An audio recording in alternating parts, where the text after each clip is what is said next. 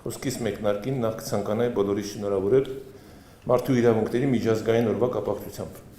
Շուրջ 80 տարի առաջ 1948 թվականին այսօրն ընդունվեց մարդու իրավունքների համընդհանուր հռչակագիրը,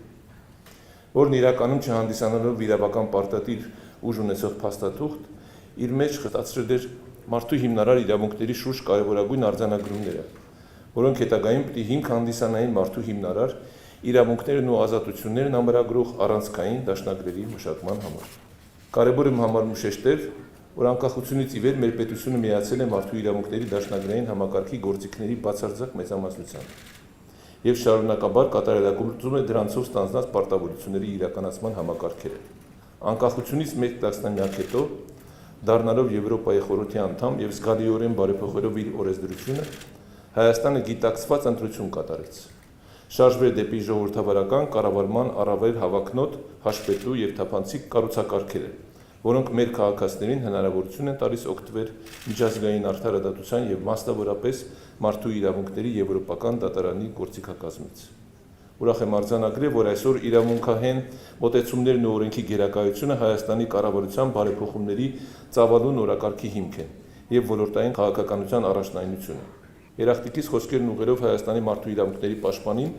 համաժողովը կազմակերպելու համար առանձնակի հպարտությամբ կցանկանայի շեշտել, որ Հայաստանի Հանրապետության մարդու իրավունքների պաշտպանի հաստատությունը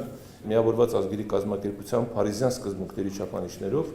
տարիներ շարունակ արժանանում է ամենաբարձր A կարգավիճակին, ինչը մեր պետության ժողովրդավարության անշեղ ուղու վկայությունն է։ Պետք է նշեմ, որ համաժողովի համար ընտրված է բազմաշերտ ու բարդ թեմա։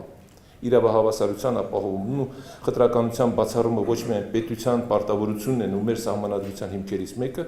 այլև մարդկային արժանապատվության նկատմամբ հարգանքի նվազագույն պահանջ է,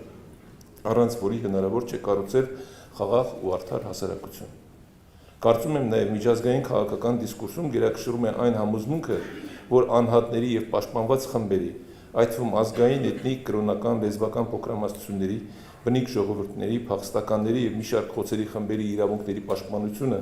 դրանց նկատմամբ ատելության խոսքի ու հանցանքների վաղ բացահայտումն ու արձագանքումը